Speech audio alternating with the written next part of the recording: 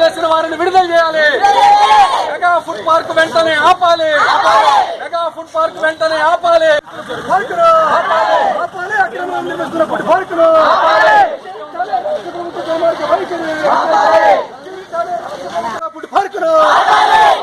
అక్రమంగా నిర్మిస్తున్న food park రాష్ట్ర ప్రభుత్వం నుండి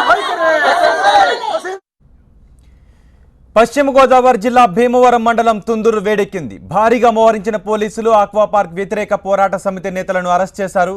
అంతేకాకుండా ఆక్వా ఫుడ్ పార్క్ వెళ్లే మార్గాలను పోలీసులు తమ ఆధీనంలోకి తీసుకున్నారు.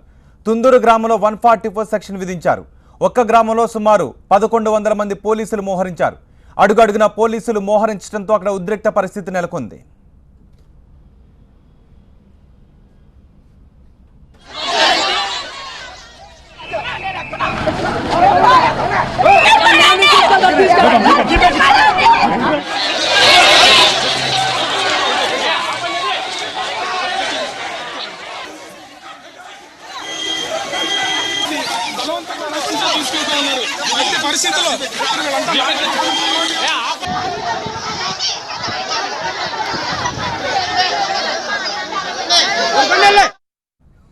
తుందూరులో కనిపించిన వారినల్లా అదుపులోకి తీసుకున్నారు పోలీసులు. ఆడామగా తేడా లేకుండా అందరినీ అరెస్ట్ చేశారు. తుందూరు గ్రామస్తుల అరెస్టులు, ఆందోళనకారుల నినాదాలు, అరుపులు, కేకలతో ఆ ప్రాంతంలో భయానక వాతావరణం ఏర్పడింది. దీంతో తుందూరు సమీపంలోని అన్ని గ్రామాల్లో టెన్షన్ వాతావరణం కొనసాగుతోంది.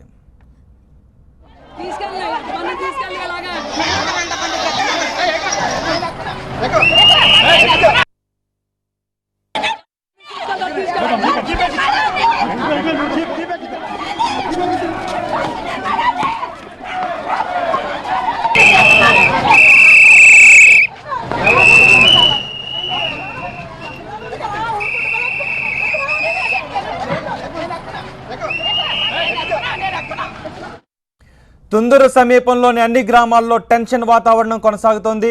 ఇప్పటికే 5 డిఎస్పీలు, 16 మంది సిఐలు, 45 మంది ఎస్ఐలు, 92 మంది ఏఎస్ఐలు, 750 మంది కానిస్టేబుళ్లతో పాటు 2 ప్లాటూన్ల పోలీసులు రంగంలోకి దిగారు. ఇంటింటికి ఓ పోలీసును ఏర్పాటు చేశారు. అడుగడుగున నిఘాను పెంచారు. తుందూరుకు దారితీసే అన్ని మార్గాలను క్షుణ్ణంగా తనిఖీలు నిర్వహిస్తున్నారు. ఎవరిని ఫ్యాక్టరీ వైపు వెళ్లనివ్వడం లేదు. అధికారుల ఆదేశాలతో భారీ ఎత్తున ఆంక్షలు విధించారు. దీంతో ఎప్పుడేం జరుగుతుందో తెలియక సమీప గ్రామాల ప్రజలు తీవ్ర ఆందోళన చెందుతున్నారు. ఇప్పటికే పలువురు ఉద్యమ నాయకులు అజ్ఞాతంలోకి వెళ్లిపోయారు. వారి కోసం ఓవైపు గాలింపు చర్యలు చేపట్టారు. శాంతియుతంగా ఉద్యమం చేస్తామంటే వేలాది మంది పోలీసులను రంగంలోకి దింపి ఉద్రిక్తత సృష్టిస్తున్నారని గ్రామస్తులు అంటున్నారు. అక్రమంగా చాలా మందిని అరెస్ట్ చేస్తున్నారని ఆరోపించారు. పోలీసుల ఓవర్ యాక్షన్ వల్ల తాము చాలా ఇబ్బందులు పడుతున్నామని వారంటున్నారు.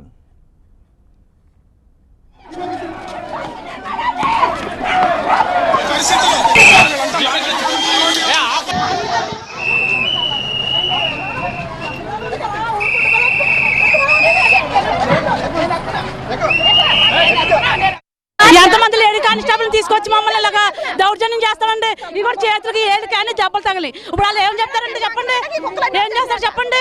ఎందుకండి పిల్లల్ని పెద్దోళ్ళని అందరినీ ఎలా గంటి పాడేసి కూరేసి ఆడుకున్న మగవాళ్ళు అందరూ లాక్కెళ్ళిపోయారండి. ఆడవాళ్ళు కూడా పోలీస్ స్టేషన్ లాక్కెళ్ళిపోయారు. ఇప్పుడు ఎందుకంటే మాకు ఈ శిక్ష మేము ఏం పాపం చేసామని ఆడు ఎవడో బ్యాటరీ కట్టుకున్నాడంటే యాదవులందరూ వచ్చి మమ్మల్ని తీసుకెళ్తారంట. ఆడు బ్యాటరీ కట్టుకున్న సంబంధం ఏంటి? ఆడు బడ్జెట్ తెచ్చుకున్నాడు, కట్టుకుంటాడు, చస్తాడు అద్దరు పడి. మమ్మల్ని తీసుకెళ్ళాలని పనేంటి? మా మొక్కలు తీసుకెళ్ళాలని పనేంటి? ఊళ్ళోకి వచ్చి పడేయాలని నీ బ్యాటరీలోకి వచ్చావా? నీ దగ్గర వచ్చావా? గత 3 ఏళ్లుగా ఈ వివాదం రగులుతూనే ఉంది. తుందూరు సమీపంలోని 35 గ్రామాలకు ఈ ఫ్యాక్టరీ వల్ల ప్రమాదం పొంచి ఉందని స్థానికులు అంటున్నారు. తుందూరు, జొన్నలగరువు, బేతపూడి గ్రామాలకు తీవ్ర నష్టం తప్పదని అంటున్నారు. తుందూరు వ్యవహారం తేలాల్సిందేనని సిపిఎం పట్టుబడుతోంది. ఫ్యాక్టరీ రద్దయ్యే వరకు వెనక్కు తగ్గేది లేదని చెబుతోంది.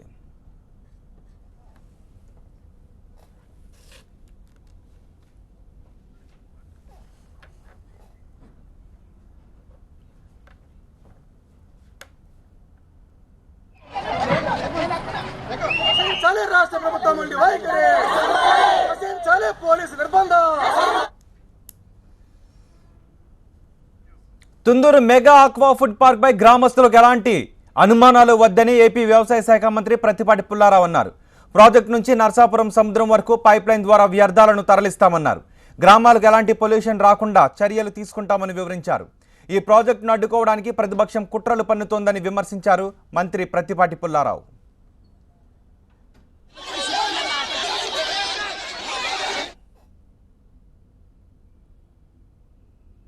ఆక్వా ఫుడ్ పార్క్ తుందూరు దగ్గర నుంచి నరసాపురం సీలో కలిపేంత వరకు కూడా పైప్ లైన్ వేసి, ఎందుకంటే ఇప్పుడు ఈ గోదావరి ఆక్వా ఫుడ్ పార్కులో ఏ వ్యర్థం వచ్చినా కూడా ఒక్క బొట్టు కూడా బయటికి రాకుండా టోటల్గా పైప్ లైన్ ద్వారా సముద్రంలో కలిపేటువంటి దానికి పొల్యూషన్ బోర్డు కూడా డిసిషన్ తీసుకొని కేంద్రం, రాష్ట్రం, ఎంటర్ప్రైనర్స్ ఎక్కడ కూడా కాలుష్యంగా ఉండేటువంటి అవకాశమే లేకుండా గౌరవ ముఖ్యమంత్రి గారి సమక్షంలో కూడా ఈ పైప్ లైన్ వేస్తాము, ఏ ఒక్కరికి నష్టం జరగకుండా రాష్ట్ర ప్రభుత్వం చర్యలు తీసుకుంటుందని కూడా స్పష్టంగా చెప్పడం కూడా జరిగింది. వైకాపాకు సంబంధించినటువంటి వాళ్ళు పరిశ్రమలను అడ్డుకోవటమే ఒక కుట్రలో ఇది ఒక భాగం. ఇది కానీ డివిసి ల్యాబొరేటరీ కానీ ఎక్కడ పరిశ్రమ వస్తుందన్న పరిశ్రమ. తుందూరులో నెలకొన్న ఆందోళనపై మరింత సమాచారం మా ప్రతినిధి రవి అందిస్తారు. రవి, తుందూరులో పోలీస్ బందోబస్తు కొనసాగుతున్నటువంటి పరిస్థితి కనపడుతోంది. ఈరోజు ఉదయం నుంచి కూడా పెద్ద ఎత్తున కూడా దాదాపుగా 1200 మంది పోలీసులు, అదేవిధంగా మఫ్టీలో కూడా ఇంకా పోలీసులను పెట్టి అన్ని గ్రామాల్లోని ప్రతి వీధిలో కూడా పెద్ద ఎత్తున మోహరింపజేసిన పరిస్థితి కనపడుతుంది. అయితే ఒక్కసారిగా తుందూరు, బేతబుడి ఈ 2 చోట్ల కూడా ఒక్కసారిగా సిపిఎం నాయకులు, అదేవిధంగా ఆక్వా ఫుడ్ ఫ్యాక్టరీకి వ్యతిరేకంగా ఉద్యమం చేసినటువంటి పబ్లిక్ అందరూ కూడా రోడ్ల మీదకి రావడంతో పోలీసులకు అదేవిధంగా స్థానికులకు మధ్య తీవ్రమైన తోపులాట జరిగింది. ఈ క్రమంలోనే పోలీసులతో పాటు అటువైపు స్థానికులకు కూడా దెబ్బలు తగిలాయి. అయితే వీరిని నరసాపురం రూరల్ పోలీస్ స్టేషన్కి తరలించిన సందర్భంలో ఒక గర్భిణీ పట్ల అనుచితంగా వ్యవహరించారంటూ నరసాపురం పోలీస్ స్టేషన్ ఎదుట ఆందోళనకారులందరూ కూడా పెద్ద ఎత్తున ధర్నా నిర్వహించడం జరిగింది. రెండో వైపున చూసుకుంటే ఈ అక్రమ అరెస్టులు ఏదైతే ఉద్యమం చేస్తున్నారో, మహిళా దినోత్సవం రోజున శాంతియుతంగా ధర్నా చేస్తాము, శాంతియుతంగా తమ నిరసన తెలియజేస్తామని చెప్పి ఎవరైతే ఈ గ్రామాలు బేతబుడి, తుందూరు, జొన్నలగరు ఈ ప్రాంతాలకు సంబంధించిన ప్రజలందరూ కూడా చెప్తున్నారో వాళ్ళందరి పట్ల కూడా పోలీసుల వైఖరికి నిరసనగా భీమవరంలో కూడా భారీ ఎత్తున కూడా ప్రజా సంఘాలన్నీ కూడా ర్యాలీ చేసినటువంటి పరిస్థితి కనిపిస్తుంది. ఈరోజు సాయంత్రం వరకు కూడా పోలీసులు ఇదే విధమైన బందోబస్తు కార్యక్రమాన్ని నిర్వహించేందుకు కూడా ఏర్పాట్లు చేస్తున్నారు. ఎందుకంటే ఈ 144 సెక్షన్, అదేవిధంగా సెక్షన్ 30 కూడా అమల్లో ఉన్న నేపథ్యంలో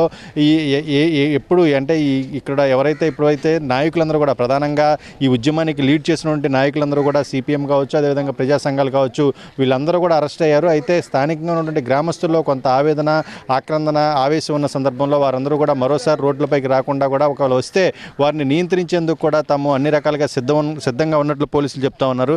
సేగర్, చెప్పండి, ఇప్పటివరకు ఎంతమందిని అరెస్ట్ చేశారు, వాళ్ళు ఎక్కడికి తరలించారు? ఇప్పటివరకు కొంతమంది నరసాపురం రూరల్ పోలీస్ స్టేషన్ తీసుకెళ్ళడం జరిగిందండి. బాగా ఇక్కడికి వచ్చి రోడ్డు మీదకి వచ్చి ఇబ్బంది పెడుతూ మా పోలీసుల మీద కూడా తిరగబడటం, పోలీసులని ఇద్దరు మహిళా పోలీసులను కూడా గాయపరచడం జరిగింది. ఎవరైతే అడ్డుకున్నారో వాళ్ళని పంపించడం జరిగింది. మిగతా వాళ్ళందరూ ఇళ్లలోకి వెళ్ళిపోయారండి. అంతే.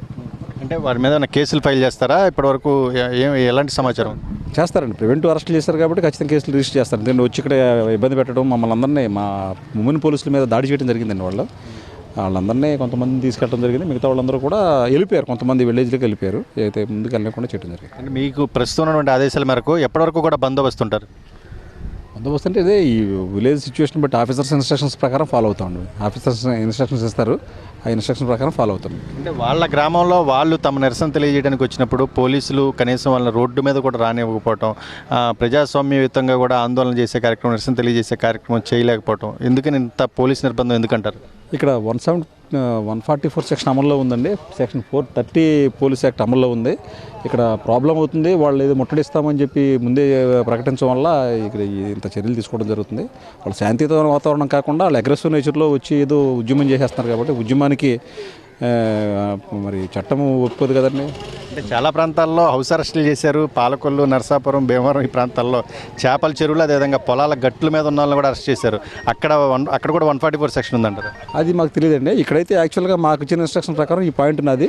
ఈ పాయింట్లోకి వచ్చి ఎవరు ధర్నాలు కానీ రాస్తారోకోలు ఉద్యమాలు చేయకుండా చూసుకోవడం ఇక్కడ ఈ పర్టికులర్ పాయింట్లో. అంటే ఈ బందోబస్తు ఎప్పటివరకు మీకు ఇప్పుడు ఉన్న ఇన్స్ట్రక్షన్ ఉంటుందండి? కంటిన్యూ ఉంటాం. మరి ఆఫీసర్స్ ఇన్స్ట్రక్షన్స్ ఉండే ప్రకారం మేము చేసుకోవాలి.